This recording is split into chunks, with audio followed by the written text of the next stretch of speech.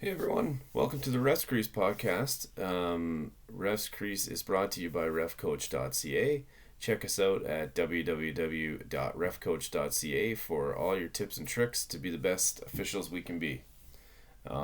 Today I want to talk about face-off locations.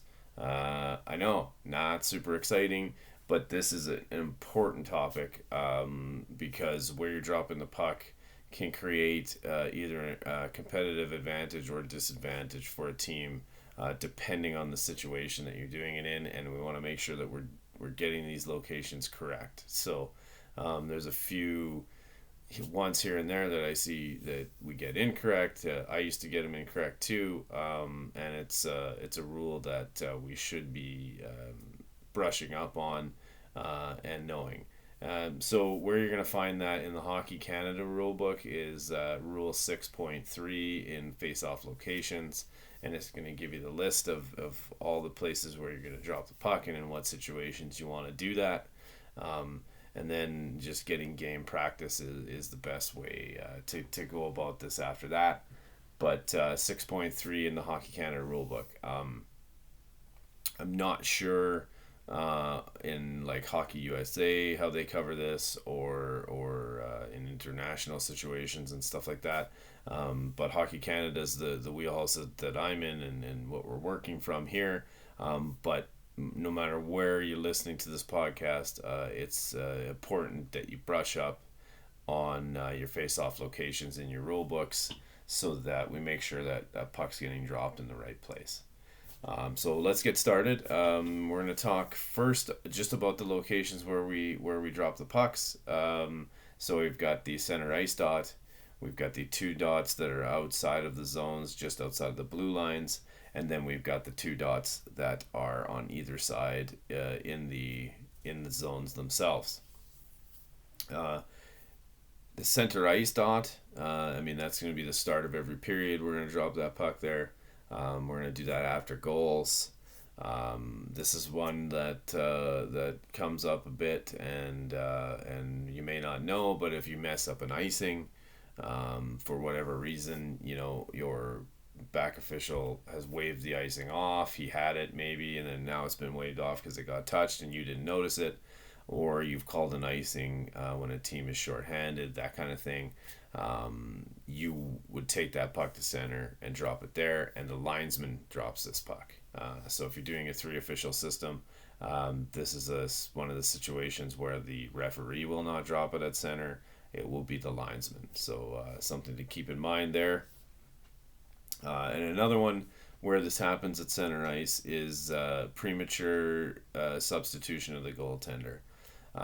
So a team's pulling a goaltender and they're looking to get an extra attacker, and then the attacker jumps on too early before the goaltender is close enough to the bench that you can make that change. This is a penalty, a minor penalty, and that face-off will happen at center ice unless it's giving a team territorial advantage. So that's something we'll discuss a little bit as we move forward in this episode. And we're going to discuss this rule here in season 2 in our rule book knowledge season, a little more in depth in an episode of its own, because it's one that I see happen a bit and gets called correctly, and sometimes it doesn't. So we'll touch on that one later on. The next location we're going to talk about is the two locations outside of the blue lines, outside of the zones. This is, of course, when a team carries the puck offside, and you've blown it offside, then you're going to then face it off outside of the zone. Now that's in a carrying situation. Later on, we'll talk about a situation where a puck gets passed and it's offside. That's going to go more into our territorial advantage type situation, so we'll talk about that in a little bit.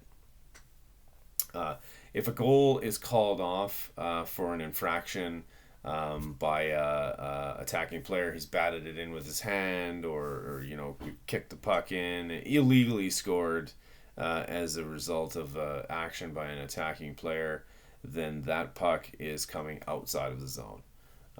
So we waved the goal off, and it's we've waved it off because of an illegal move by the attacking player. Then that puck is coming outside of the zone. So another one to keep in mind. Also, in a penalty situation where you have penalties coming and there's a scrum happening in front of the net, if the attacking defensemen that are on the blue lines come down and they come past the top of the circles to get into that scrum, once you have your penalties, the puck is coming outside of the zone. In a normal situation, even if you like, especially in a coincidental penalty situation, you would be facing that puck off wherever the stoppage happens. So if the scrum is down at the net, you're going to do that right at the dot to whatever side of the net that it happened. But in this situation, when those defensemen come down past the top of the circle, you want to take that outside. So that's to discourage, getting more players involved in the situation and making it tougher on you guys. So make sure that we're keeping that in mind when we do that. This is one that I see done incorrectly a lot. It's one I used to get wrong a lot. And this one is in a situation where there is a delayed penalty and then the non-offending team or the team that's not getting the penalty ices the puck. And because of the no-touch situation, it stops the play and then you are able to deliver the penalty. If that icing was what stopped the play, then you will take that puck and it will be faced off at the dot outside of the zone of the team that iced the puck. So make sure you read up on this one in 6.3 in your subsections, because this is an important one. That team ices the puck, they cause the stoppage, that you deliver the penalty on to the other team. You're going to face that off outside of the zone of the team that iced the puck. So I've seen this one. People automatically assume there's a penalty. It's going into the end zone of the team that got the penalty, and in most situations that would be correct. But in this situation, it is not. And then I've seen them take it outside of the zone of the team that got the penalty. That is also not correct, and you're giving territorial advantage. So you want to make sure that you're taking it outside of the zone of the team that iced the puck. You will get questioned on this one, and a lot of the times those that are questioning you are not brushed up on the rule, so you just make sure that you are, and then you're dropping it in the correct place.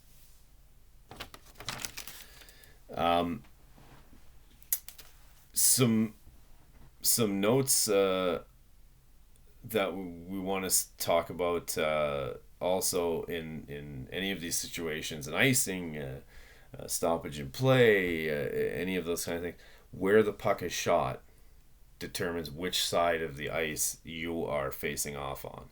Always where the puck is shot, not where the puck is stopped, not where it goes out of play. It's where the puck gets shot. So keep that in mind. You want to be paying attention to that as you're watching the play unfold. It's one that we get wrong. This one, things happen and things are fast. So if you're not getting it right, but you're in the right play, you're right in the right dot, like you're in the end zone when you need to be, or that kind of thing, that is more important. But as you get competitive and more competitive hockey, players are better on one side than the other on their draws, and it's important. And if a draws, they may make a line change because they've got a center that works better on the left side than the right side. It can get that detailed. So you want to make sure that you're dropping in the right place from where the puck is shot. The last spot we're going to talk about is inside the end zone circles. So that's, of course, a stoppage in play. And remember, we've got a rule change this year where any stoppage in play, regardless of who the puck goes off of, is inside the zone. It stays inside the zone. Of course, it used to be if it went off the attacking team in the defending zone, then it was outside. Now they're all inside. So just something to keep in mind. Makes things a little easier for us. Some some coaches and players, they still don't know this rule. And we're getting close to playoffs now here in Canada for minor. So you think they would know by now, but some of them don't. I've still been questioned on this once or twice. We just want to make sure that we know that rule, that it's all staying inside. The other situation in which you would be facing off in one of the end zones is on a penalty. So a normal penalty, and then the team touches the puck, you deliver the penalty, you would be taking the face-off into the zone of the team that got the penalty. That one, of course, would be determined by which side of the ice the puck was touched on. That would be the dot that you would be facing off in. And then remember, we've got that icing situation. So if you had that delayed penalty and then that other team iced it, you're not going to be in that zone. But in a normal penalty situation, it's going inside the zone. Another situation, again, now here's where I said we were going to talk about offsides that get passed. If the pass comes from behind the team's blue line in their defending zone, and that pass goes to a player that's offside when he receives the pass, it's coming back from where the puck was passed. So you would be doing it in the end zone because that's where the puck came from. This also goes to territorial advantage in any offside that's passed situation, and we'll talk about that in a minute. But if that puck is passed from behind the blue line, then you would take it from where the puck is passed to the player that was offside. So that's going to come back in their zone from where they delivered it. Another one, and this is one that I see get wrong sometimes, is an intentional offside situation. So this is a team has gone in offside, but it's delayed. So I'm that linesman. I'm like, no, offside, offside, offside, offside. I'm very vocal. I'm yelling it, and they choose to continue to touch that puck in the zone to try to go to the net. And I deem that that's an intentional move. That puck goes all the way back to the end zone of the team that committed the infraction. So now remember, you clearly let them know. They know they're offside. There's been a extended period of time they've spent in the zone, delayed offside, and then they continue to go after that puck and get it. You're going to want to take that all the way down to the end zone of the team that's offside. Make sure you're vocal. Make sure they know. Make sure everybody can hear that puck is offside, and you've let them know, a few times, and it's very clear that they're just going to continue to try to make a play. And if that happens, like I say, into the end zone.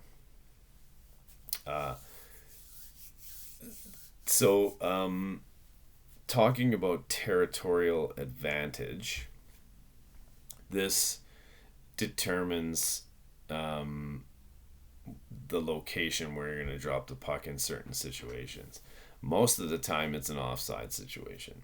So if I've passed the puck from behind center to a player that's offside going into the zone, I'm coming back to the dot that is behind center. So it would be outside of the defending zone of the team that just passed it.